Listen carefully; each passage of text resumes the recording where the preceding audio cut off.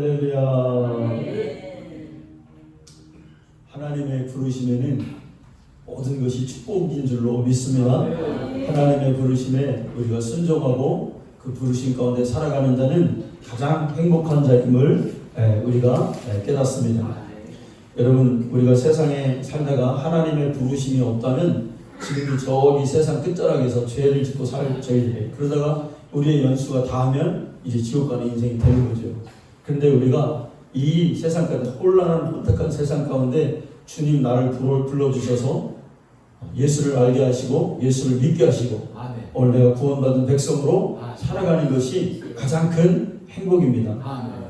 여러분, 하나님의 부르심 앞에 우리가 늘 순종하며 그 부르심대로 우리가 거룩하게 살아가는 우리 성도님들 되시기를 간절히 축복합니다. 자, 오늘 말씀에 36절에 보면은 세례 요한이 성령의 감동으로 예수님을 알아봤어요. 저분이 하나님의 아들이시다. 저분이 세상의 모든 죄를 지고 가시는 하나님의 양이다. 이렇게 성령에 감동되어 예수님을 알아봤단 말이죠. 그런데 그 세례 요한의 옆에 있던 세례 요한의 두 제자가 있었어요. 36절에 나오죠. 예수께서 거니시는 것이고 말하되 보라 하나님의 어린 양이다. 그때 35절 요한이 자기 제자 중 두 사람과 함께 섰다가 이렇게 있었어요. 근데 그 제자 중 한 명이 누구냐면 그 이름이 안드레예요. 안드레였는데 이 안드레가 이제 예수님 앞에 제자가 됩니다. 39절에 보면 와서 보라 할 때 안드레가 이제 그때 예수님의 제자가 됩니다. 그리고 나중에 안드레의 형제가 있어요. 그 형제가 누구냐면 우리가 잘 아는 베드로입니다. 안드레가 베드로에게 가서 내가 예수님 만났어. 그러니까 같이 한번 가보자. 그래서 베드로를 예수님께 데리고 가죠. 그리고 베드로도 그 즉시 예수님을 만난 즉시 이제 게바라고 하는 이름을 받고 예수님의 제자가 되었습니다. 43절을 보겠습니다. 이튿날 예수께서 갈릴리로 나가려 하시다가 빌립을 만나 이르실 때 뭐라고 하십니까? 나를 따르라. 빌립도 이제 예수님을 만나고 예수님의 제자가 되었습니다. 근데 여러분, 예수님의 제자가 되는 특징이 있어요. 예수님이 막 설득하고 내 제자가 되면 막 이런 생기고 이런 좋은 인생 이런 게 아니에요. 예수님 뭐라 하십니까? 보라. 나를 따르라. 단지 딱 명령력으로 여러분 되었다는 거예요. 이제 빌립이 예수님의 제자가 되어서 이제 가장 친한 친구였던 것 같아요. 나다나엘에게 갑니다. 나다나엘이 가서 내가 오늘 예수님 만났어. 한번 같이 가보자. 근데 빌립의 말을 듣고 나다나엘은 석연치가 않았어요. 뭔가 걸리는 게 있어요. 그런데도 불구하고 이 나다나엘이 그냥 한번 믿져야 본전이다 하는 식으로 막 따라갔어요. 성경에 보면 안 가라고 했죠. 근데 어떻게 해서 따라갔습니다. 그런데 가서 또 예수님의 여러분 제자가 되었습니다. 여러분, 옛날에는 한국 교회들이 다 뜨거웠어요. 그래서 교회만 가기만 하면 가는 날 즉시 예수님의 제자가 돼요. 다 은혜 받고 성령 받아서 다 예수님의 제자의 삶을 살았습니다. 여러분, 우리가 소문만으로는 예수님의 제자가 될 수 없어요. 그분께 나가서 직접 그분의 말씀을 듣고 그분을 체험할 때 우리가 그분의 제자가 된다는 것입니다. 예수님께 더 가까이 나가서 그분의 소리를 듣는 사람이 하나님의 사람의 아들이 될 수가 있습니다. 요한복음 8장 32절에 뭐라고 했습니까? 너희가 내 말에 거하면 내 참 제자가 되고 진리를 알지니 진리가 너희를 자유케 하리라. 아멘. 근데 이 진리가 우리를 자유케 하는데 이 진리를 들어야, 믿음은 들음에서 난다 그랬잖아요. 하나님의 말씀을 듣는 자리를 사모하고 나가서 하나님 말씀이 내 심령에 들어와야. 여기 여러분 맛있는 밥이 있어요. 배고파 죽겠어요. 근데 이 밥을 보고만 있으면 안 배불러요. 이 밥이 어떻게 돼야 돼요, 여러분? 내 안에 들어와야 돼요. 할렐루야. 예수님이 어떻다, 예수 믿으면 좋대더라, 이런 거 소용없어요. 오늘 이 자리에 나오셔서 그 예수님의 말씀을 체험하고 우리 심령이 경험할 때 내 영혼에 힘이 생기고 새로운 생명력이 여러분 생기고 기쁨과 감사가 생기는 것입니다. 여러분, 우리의 믿음은 처음부터 위대하지 않아요. 주님 만나고 인내하고 주님을 사모하는 자들, 그 시간 가운데 우리 믿음이 강해진 것을 우리가 알게 됩니다. 처음 전도받아서 복음을 들었어요. 성경을 우리가 읽고 또 막 세례를 받고 이제 예수님이 점점 깊이 다가오죠. 그리고 예수님과 함께 성령의 세례를 받고 신앙을 고백한다. 이런 절차상의 큰 신앙의 문들이 있어요. 한 번에 들어가는 게 아니라 이런 절차상의 문을 뛰어넘고 그 안에는 여러 가지 시험도 있고 유혹도 있고 하나님을 멀리하고 싶은 많은 마음의 문제들도 있어요. 원수마귀가 가져다 준 여러 가지 어려움들이 있어요. 그런데 그걸 잘 이기고 인내하는 자가 하나님을 만나고 예수님의 제자가 되는 줄로 믿습니다. 옛날에 구약의 성전을 보세요, 여러분. 하나님의 경험을 임재하기까지 지성소로 들어가는 데까지는 절차의 문들이 있어요. 동쪽에 있는 그 문으로 들어가야 돼요. 담을 넘어 들어가면 그 사람은 죽어요. 하나님 못 만난단 말이에요. 나가면 여러분 물두멍이 있잖아요. 물두멍을 보고 자기의 죄를 보고 이제 죄를 봤으니 이제 번제단에 가서 피가 필요하다는 걸 알게 돼요. 이 절차가 끝나면 성소로 들어가요. 이제 안으로 이제 인도받는단 말이에요. 들어왔어요. 들어왔더니 거기에는 기도와 말씀이 있어요. 아, 그렇구나. 내가 주님을 만났으면 이제 기도하고 말씀을 좀 봐야 되는구나. 거기에서 주님을 만나야 돼요. 아멘. 오늘 많은 사람들이 엉뚱한 것을 주님 찾으려고 하고 있어요. 어떤 사람은 막 관계에서 주님을 찾아. 어떤 사람은 교회 오면 막 사람들하고 신나서 어울리고 막 이런 생활 가운데 주님 만나려고. 거기에 주님 없습니다. 여러분, 기도하고 말씀을 읽을 때 주님 나에게 들어오십니다. 아멘. 아멘. 그래서 이게 굉장히 중요해요. 네.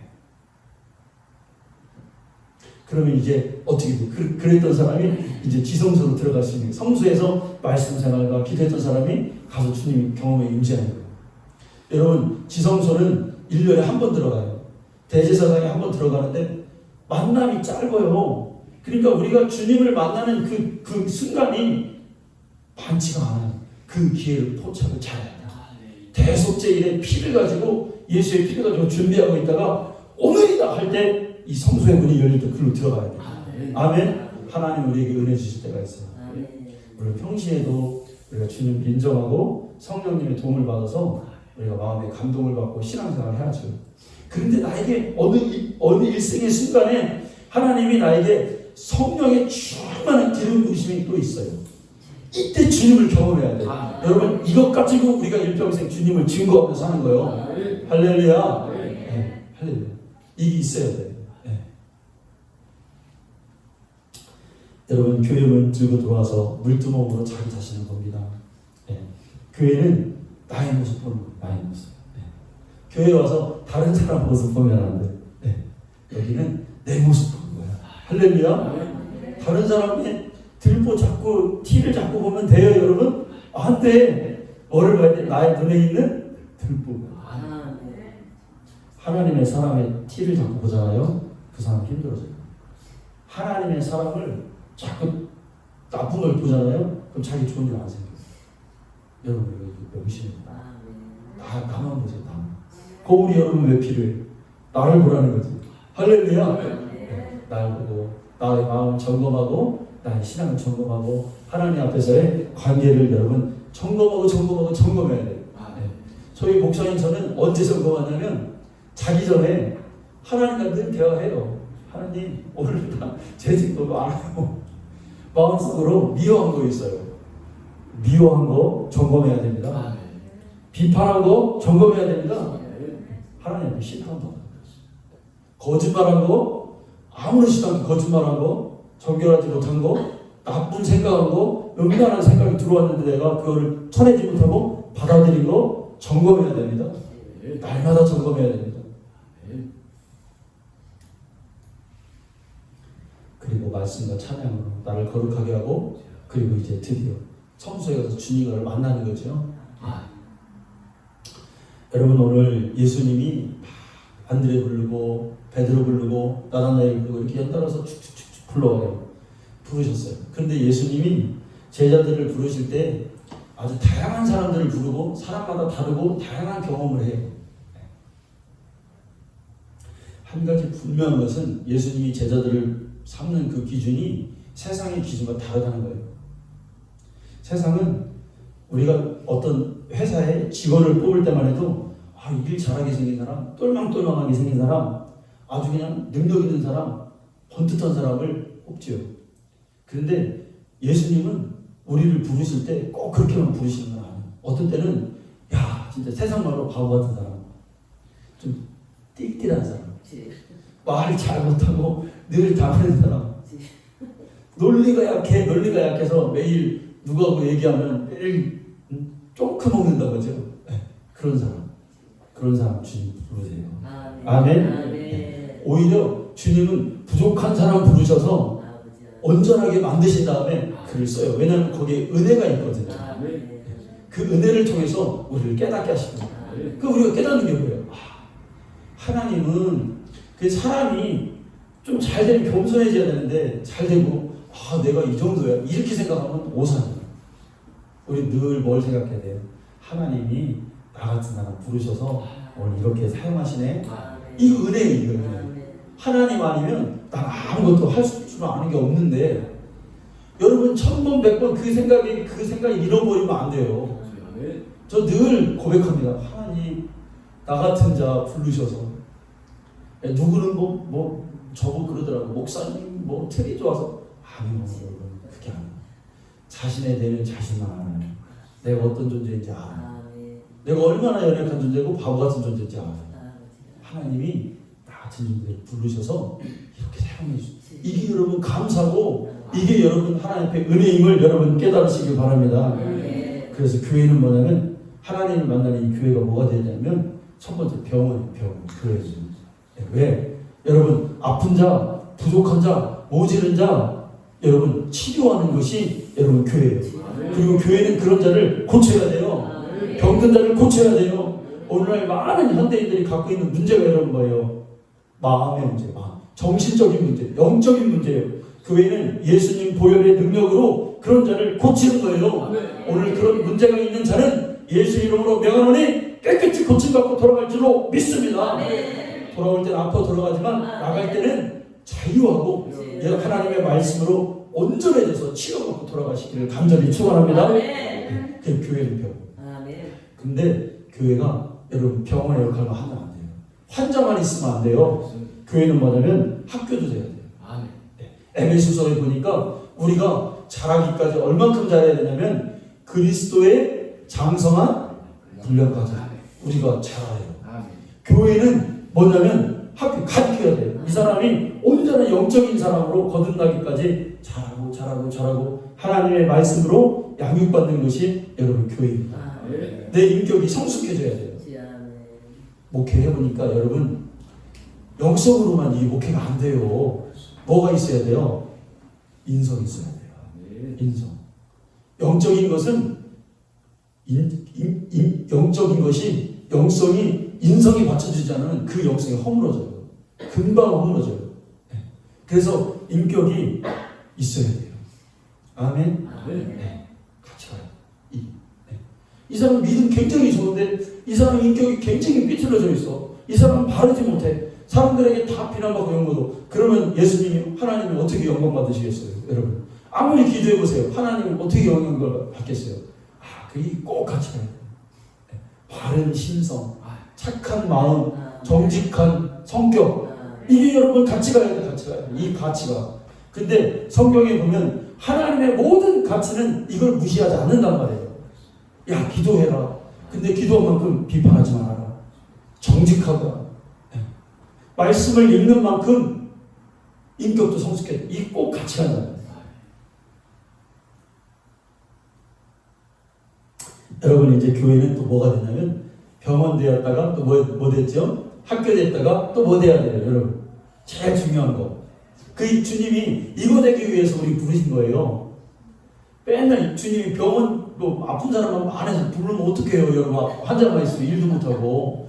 또 학교처럼 맨날 그냥 가르치기만 하면 어떡해요. 이 애들이 가르쳐서 사회에 나가야 되잖아요. 주님이 원하는 건 뭘까요, 여러분? 세 번째는 뭐예요? 한번 맞춰보세요. 오늘 맞히면 저기 나가가지고 오늘 사과 한 개 뜯고 집사님이 사과 많이 갖고 오셨대. 근데 그러면 사과 2개 줄 테니까. 뭐예요? 천국? 사모님 땡.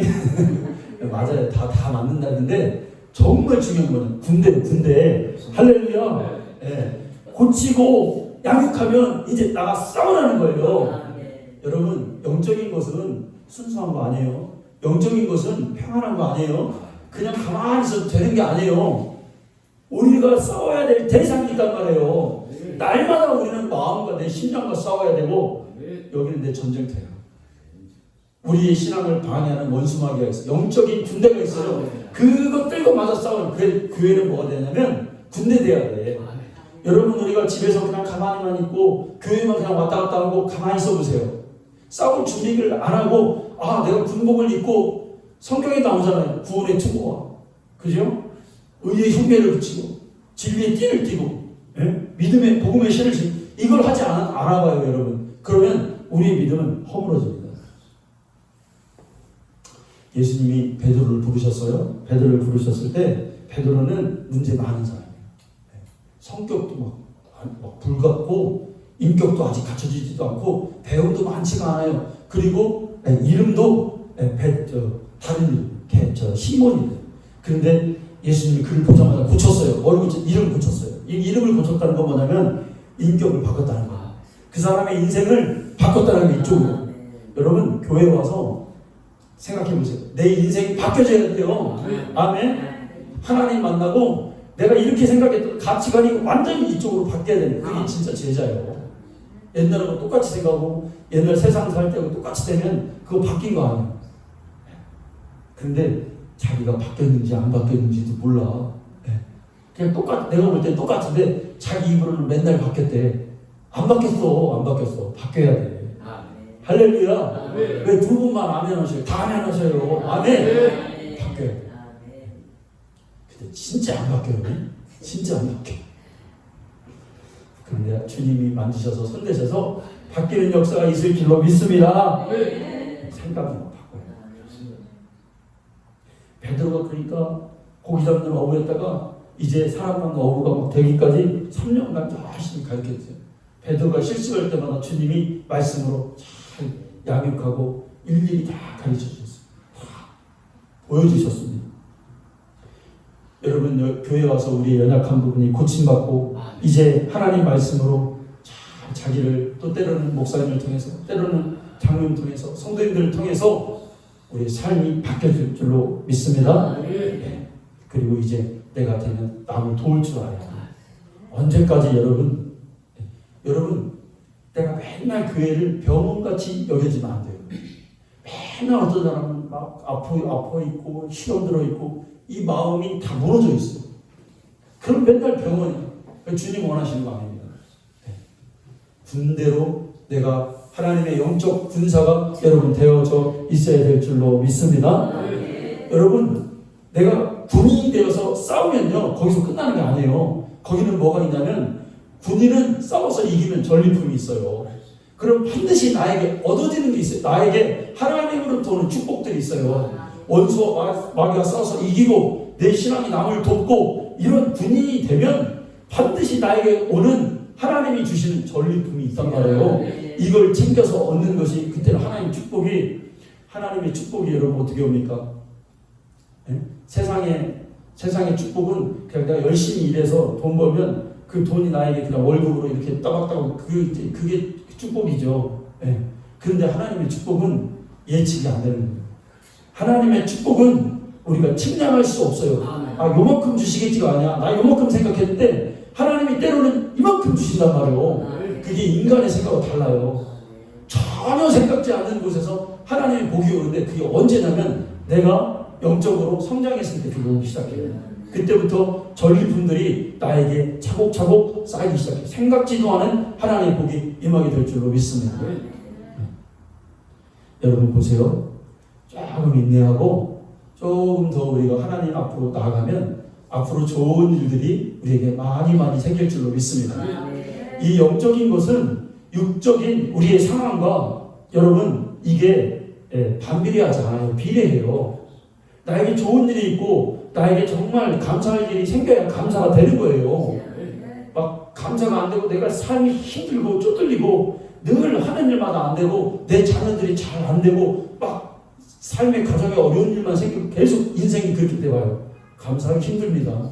기도하기 힘들어져요. 내 영혼이 잘 되지 않아요. 이게 서로 같이 가야 되는 거죠. 근데 이 부분을 문제 해결을 누가 해주시냐면 하나님이 해주세요. 언제부터 해주냐? 전리품들이 내가 싸우기 시작할 때, 승리하기 시작할 때, 영적으로 성장했을 때 이게 오기 시작하는 거예요. 근데 어떤 사람은 하나님도 이게 안 되는데 맨날 불평하고, 하나님 내가 교회를 이렇게 오래 다니고 내가 이렇게 예수를 오래 믿었는데 왜 이렇게 나에게 재능들이 없어요? 왜? 전리품이 생기지 않은 거예요. 이 사람은 승리하지 못하는 거예요. 전리품을 이제부터 취하는 우리 성도님 되기를 간절히 축복합니다. 네.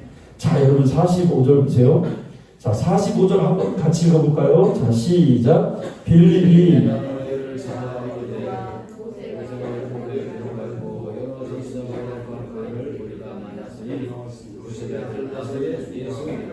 아멘. 네, 이제 빌립이 오늘 이 포인트인데, 친구 나다나엘을 찾아가서 야, 우리가 예수님 만났다. 난 이제 예수님의 제자야. 너도 예수님의 제자가 되봐라 라고 권면해 줍니다. 근데 46절 보니까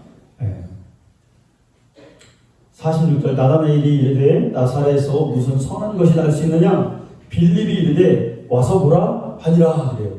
근데 뜻밖에도 나다나엘은 이 빌립의 말을 배치하죠. 야, 무슨 나사렛에서 선한 것이 날 수가 있느냐? 여러분, 강하게 처음에 전도를 했는데 강하게 부인한 사람이 전도돼서 오면요, 나중에 또 어떤 결과가 있어요?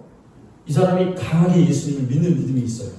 그러니까 우리가 강하게 부인된다고 해서 우리가 그 사람 포기하면 안 돼요. 이런 사람이 오히려 더 예수님께 오면 더 강한 믿음으로 강하게 예수님을 믿을 때가 있어요. 제가 가끔 얘기하죠. 11월 20일 날 우리가 전도 주일로 했는데 우리 윗집에 그 부부가 산다고 했어요. 부부가 사는데 아주 강하게 사는 분들이야. 강하게 그렇게 우리 김성태 씨는 잘 알아요. 그런데 전도하고 내가 20번쯤 갔어요. 11월 20일 날 올지 안 올지 모르겠는데, 근데 이제 아직까지 내가 예수 믿으라 소리 아직 한 번도 안 해봤어. 그냥 결정적일 때 그냥 그 영혼 속에 예수를 딱 말할 때 팍 들어가게 하려고 준비하고 있어요. 여러분 기도해 주세요. 11월 20일 날 누가 와서 예수 믿었으면 좋겠어요.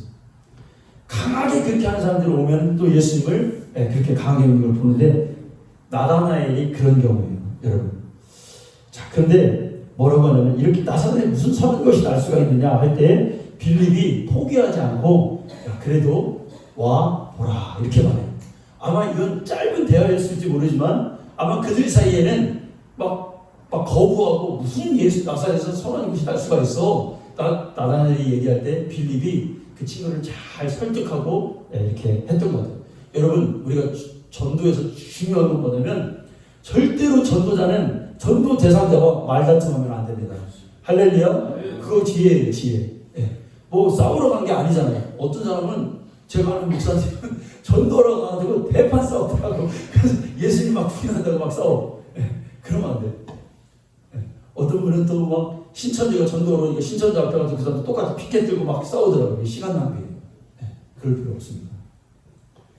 여러분, 때로는 우리가 좀 투박하고 우리가 좀 우리가 이렇게 잘 논리적이지 않아도 사실은 우리가 영혼을 구원하는데 제일 중요하고 가장 핵심 포인트가 뭐냐면 진실함이에요. 아멘. 내가 저 영혼을 사랑하면 그 영적으로 이미 그 영혼은 저 사람이 나를 사랑하고 있다는 사실을 먼저 알게 됩니다. 먼저 알게. 그래서 그런 사람에게는 사실 막 이렇게 하지도 않아요. 제일 우리에게 중요한 게 뭐냐면 진실함이죠. 사실 우리가 전도하는데 진실함이 없기 때문에 영혼을 구원하지 못하죠. 어떤 사람은 자기가 초라하고 자기 상황이 좀 남들 보기에 떳떳하지 못하고 해서 우리가 전도 못하는 경우가 있어요. 여러분, 이것도 오해예요. 하나님은 오히려 그걸 통해서 우리가 진실해져서 하나님은 그걸 통해서, 그러니까 나의 상황과 하나님의 일을 하는 것은 여러분 이건 다른 거예요. 다른 문제예요. 내가 진실함이 있다면 주님이 할 수 있는 거예요. 여러분, 우리가 은사도 언제 정말 우리 은사가 생기냐면, 가만히 생각해 보면 내가 잘 되고 내가 모든 일이 잘 풀릴 때 그때 은사가 오는 거 드물어요. 물론 케이스 바이 케이스겠지만 하나님의 은사가 나에게 가장 강력하게 나타날 때는 언제 내가 가장 힘들 때예요. 사실은 가장 힘들 때 하나님으로부터 하늘의 놀라운 능력이 여러분 임한다는 사실을 우리가 여러분 깨달아야 됩니다. 아멘. 아멘. 여러분 힘들고 어려운 상황이세요? 오히려 지금이 하나님이 나에게 주시는 은사를 받을 좋은 기회예요. 여러분 하나님이 모세를 언제 사용했어요?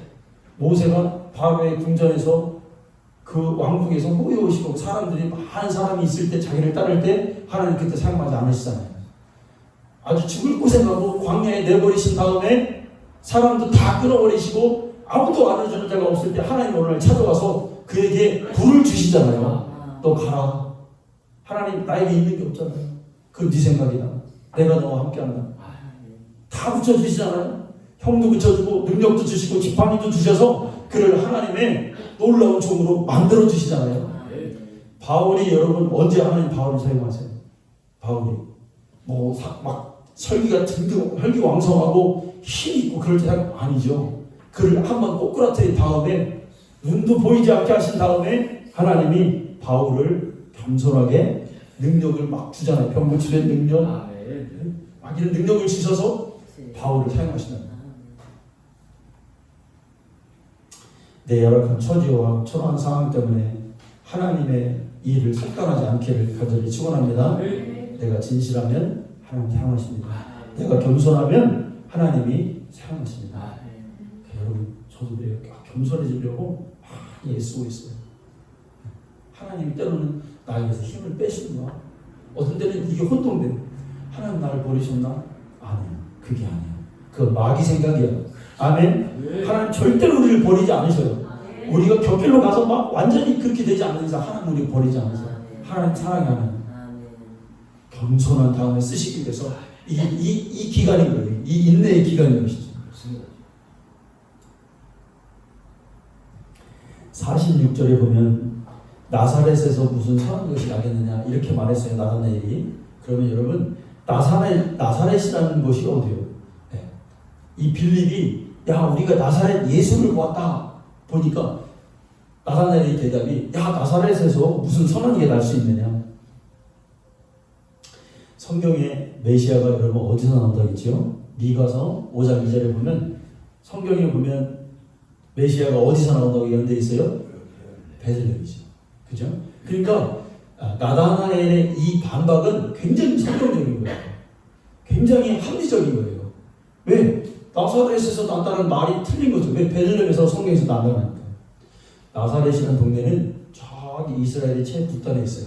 그래서 예로부터 외적의 침입을 받아서 거기는 그 피가 막 이방족과 섞였어요.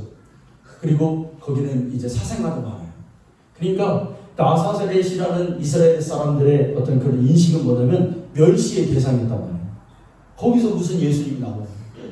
그 사람들이 무슨 훌륭하냐 이런 거지.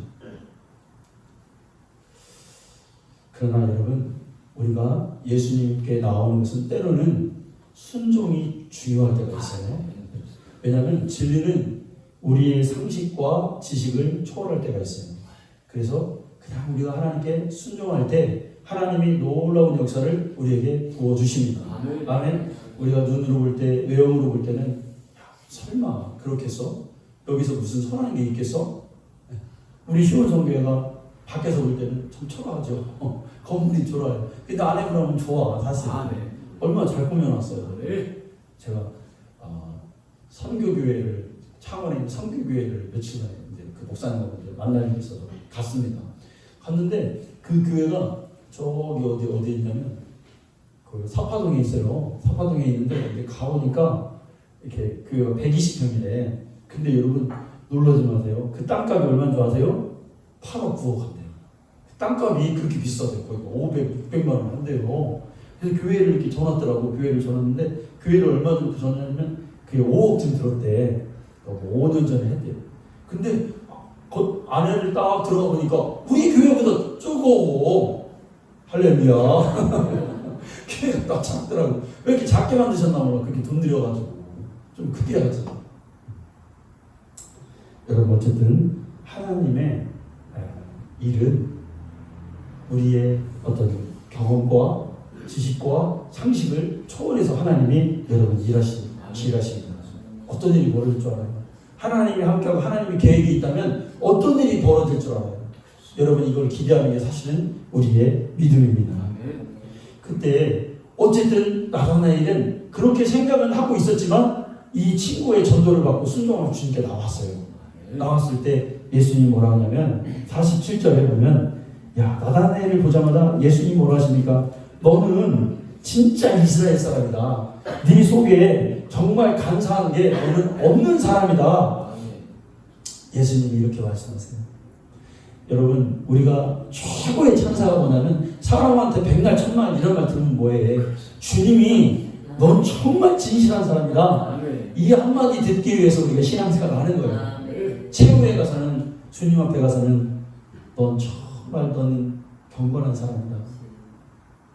여러분 이 말 듣기 위해서 우리가 이렇게 아둥바둥 신앙생활을 하는 겁니다. 아멘. 이 성경에 나오는 나다나엘은 정말 귀한 사람이고 행복한 사람이에요. 우리도 주님 앞에 이 말 듣기를 간절히 축원합니다. 사실 이 말은 무슨 말이냐면 시편에서 다윗이 자기가 밧세바를 동하고 이제 하나님 앞에 모든 죄를 사함받았을 때 시편 32편 2절에 마음에 간사함이 없고 여호와께 정죄를 당하지 않은 자는 복이 있다. 예수님이 이 말씀을 인용한 거예요. 그러니까 완전히 너는 깨끗한 사람이다. 하나님께 너는 죄 없다고 인정받은 사람이다. 말하자면 구원받은 사람이다. 이렇게 말했습니다.